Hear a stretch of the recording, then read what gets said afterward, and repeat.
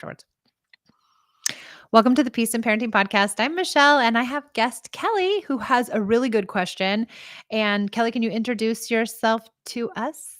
Yeah, my name is Kelli. I'm from Utah, and I have two teenage boys, a 13-year-old and a 15-year-old. Ooh, you're just one step behind me. I've got a 16-year-old and 18-year-old. But I got girls, which is a whole different ball of wax. For sure. So tell us your question.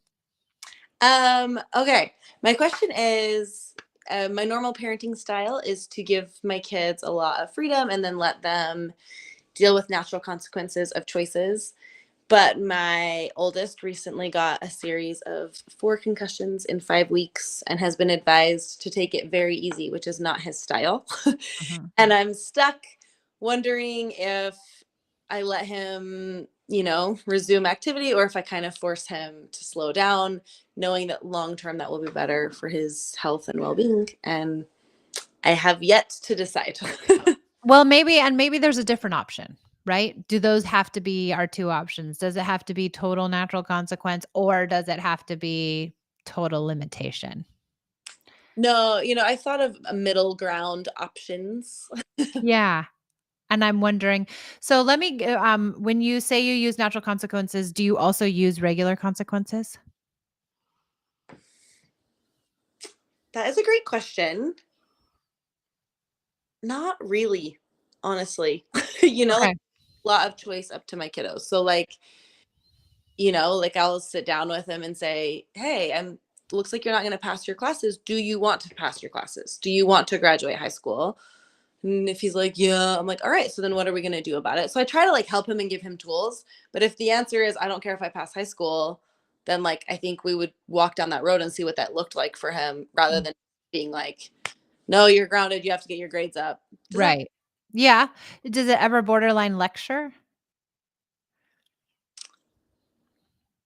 I don't think so. More conversation. Right. Because I want them to have the choice in like the decisions that they're making and feel like if they are passing high school, it's because they want to, or if they are doing something, it's because that's a choice that they've made with information that I've helped provide them. Do But they generally make good choices around their lives?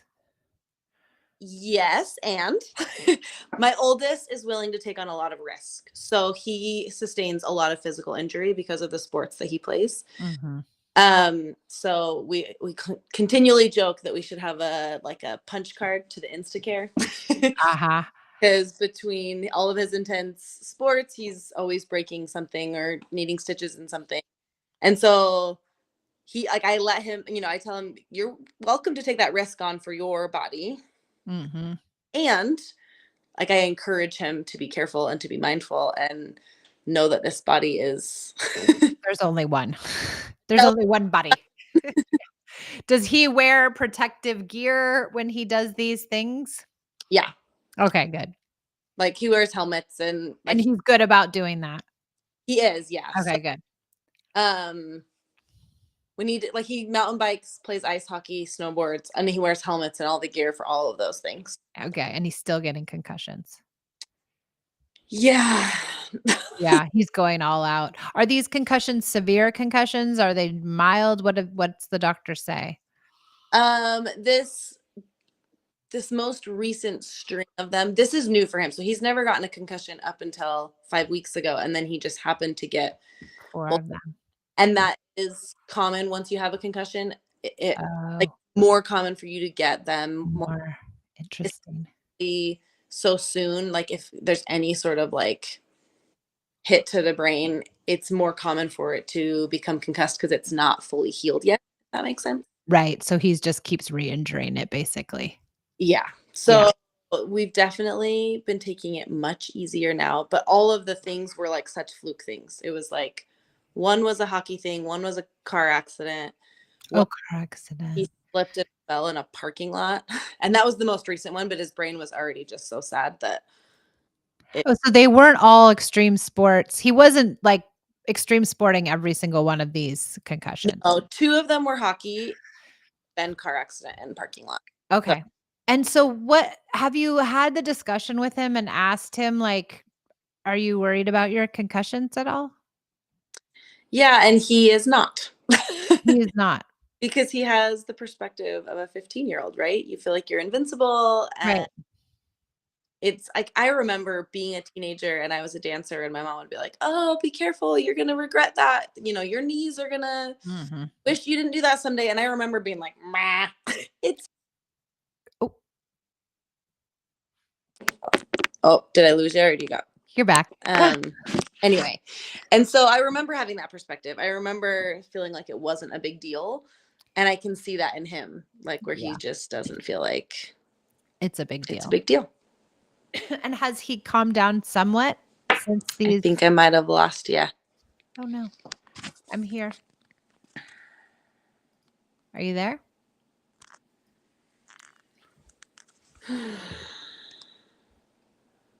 I am here. I see you. You can't see me or hear me. Here, let me try turning you off and on. Are you back? Oh, no. Are you here? I wonder.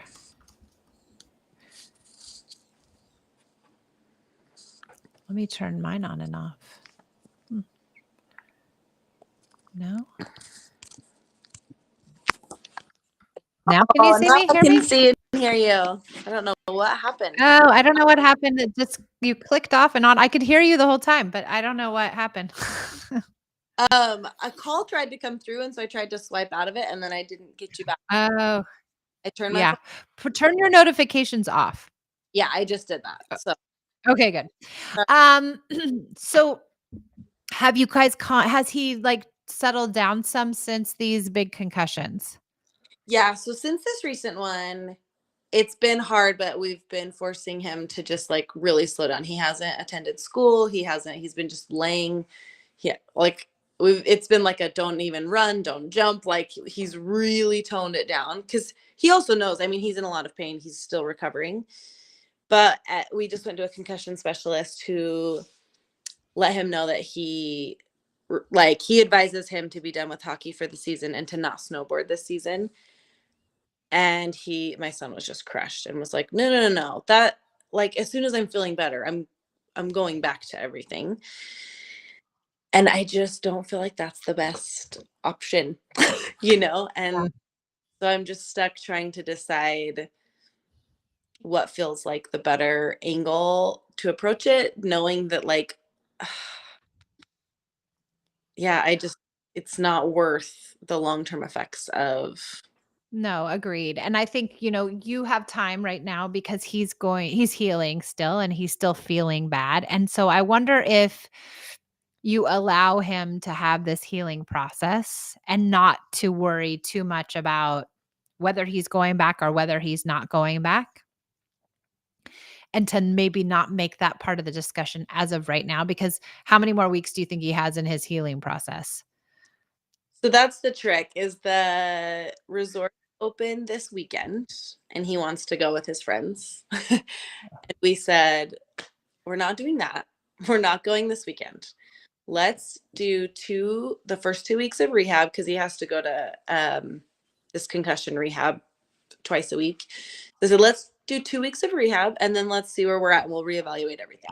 Until that point, so that way we're taking it in like more bite sized, Well, I think that's it, because exactly, if you say you're out the whole season hockey, you're out the whole season snowboarding, of course he's gonna say no to that. right? But can you baby step yourself through this recovery process and really allow him to have his feelings around it? Is when he's getting really upset about, like, I'm never gonna play hockey, or you guys can't do this to me, or he's really upset about it, what's your response to him? He's a very even kill kind of kid. So he's not even like super upset. He just says, oh, no, that's not happening. Like I'm snowboarding this season. And it's just like he just says a statement back, Yeah. effect. Mhm. He never gets to his feelings around it, like he's upset, or he's upset that he's not playing hockey right now? So far, no. But I think it's because it's not real to him yet that like he probably isn't going to play. Yeah. I think the baby stepping is my strategy right now of like, because he did agree to the 2 weeks. I'm like, Okay, great. and then let's reevaluate. Let's see what the doctor's saying at that point. Let's see what your brain looks like at that point. I Um, think there might be some place to have empathy for him. I'm not sure where because I don't know you guys well enough or know him well enough, but I think there's some space that he probably is upset even if he's not saying so. And even if he's not, leading on, he's just coming with, no, absolutely not. I'm doing whatever I want, irreverence instead. But I think there's gotta be a place to, like, be like, "This must be really hard for you to have to sit in bed all day. This must be really hard that you've had 4 concussions in 5 weeks. Wow, this is really not fun. I can only imagine." And trying to get his feelings out around it, to get him to be really upset around it, so then you can be like, "I understand. I would be pissed too." You can have empathy for him. That's connection, and that can also give space for him to start to relinquish his irreverence around it because he's probably just mad and not to his sad feelings. yeah. I That first week he wasn't supposed to be on screens at all. And he was just like bored and mad, And so I did try to like approach it that way of just like giving him a hug and being like, dude, this is the worst. And I'm sorry. Like I Yeah. know it's boring and I'm just sorry that you bunked your head so many freaking times. Like Yeah. this is just a fluke awful thing that it sucks that this is happening to you. And like also it's tricky because it feels like it's not his fault, like both of the times in hockey they were like illegal hits from Mm. during it. So it's like it just like it feels No, like it control around these well, things. and he doesn't, and I think really being like, it's kinda devastating for a kid like him. Yeah. It really is. I have another client whose kid was a really, big baseball player, and he got, s t some, like, tennis elbow, I guess is what it's called or something, and he was out the whole season. It was senior year, and he Oh, was the pitcher.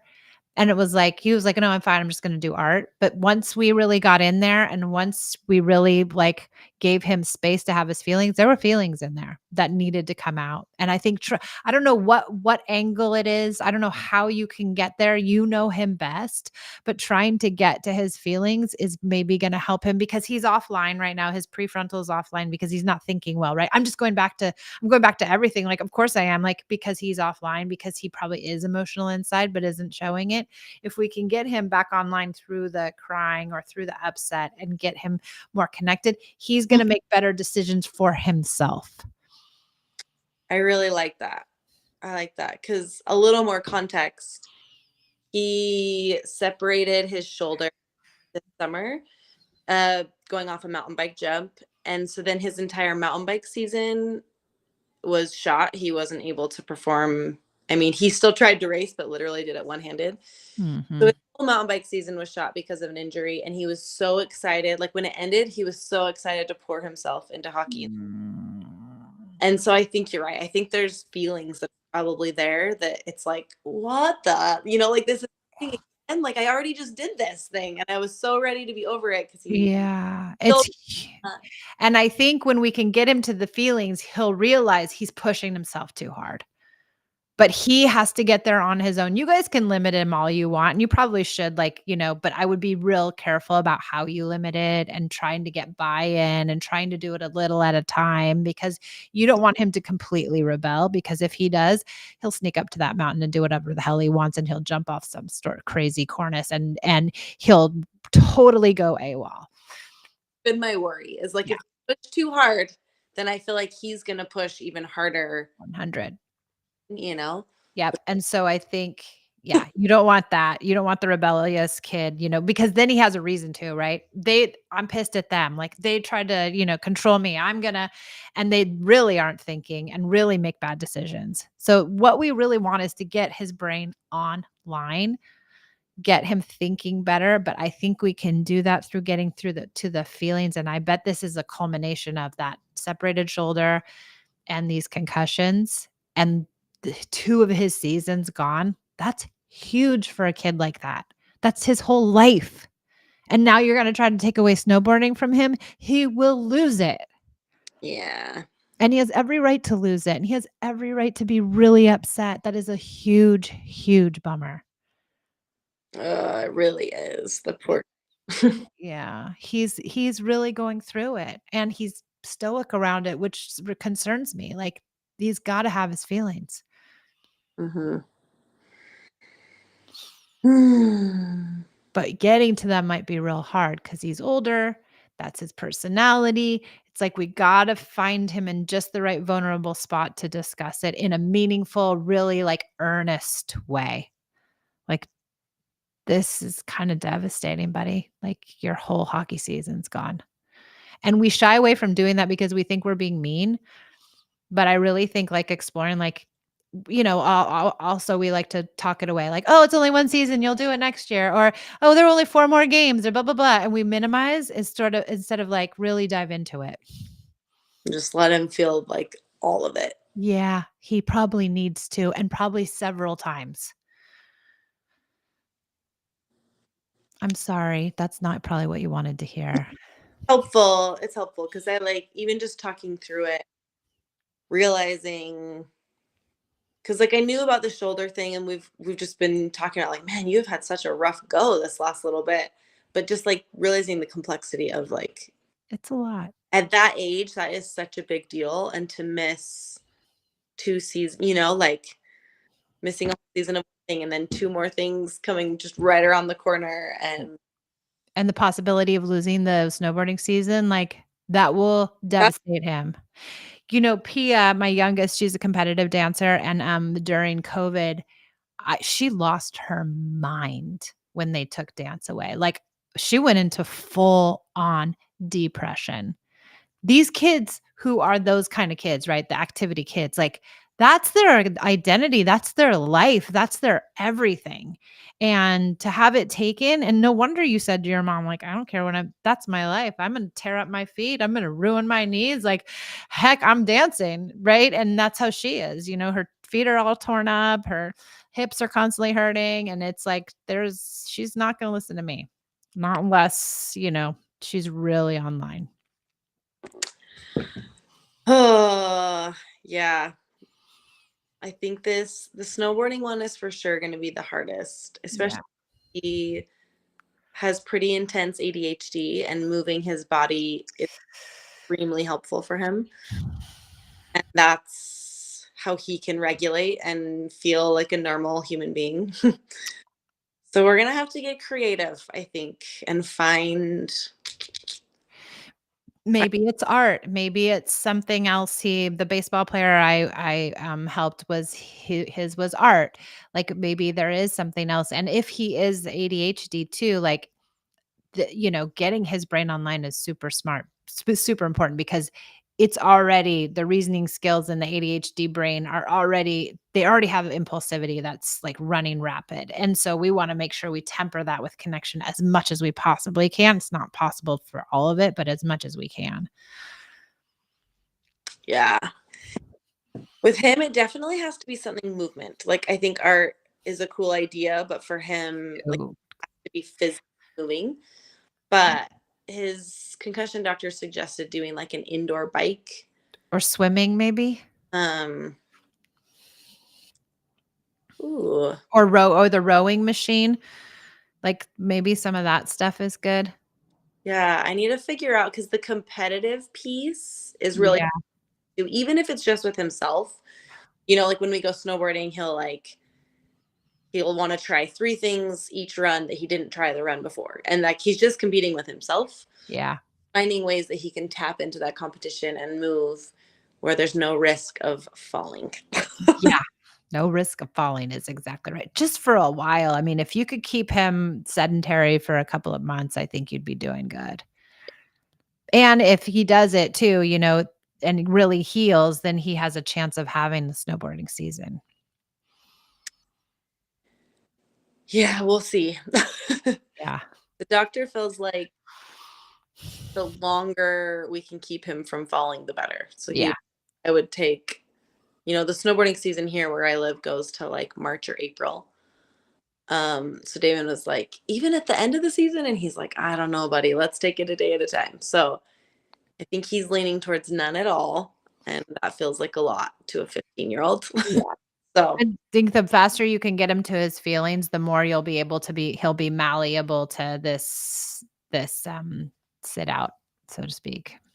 I like that approach. That feels solid because if I can get him vision for himself, that will be the biggest win. Absolutely, and that's what we want, right? But he'll only do it if he's thinking well, and I think he's clogged right now, probably with feelings. Mhm. Sweet boy. Yeah. Poor thing, I feel bad for him. I'm sorry, I feel bad for you that you have to watch him suffer. That's not fun for a mom to watch their kids suffer. It's really hard. Yeah, it has not been fun. That's No. accurate. Yeah, I'm sorry. Well, he's lucky to have you. Thank you. Yeah.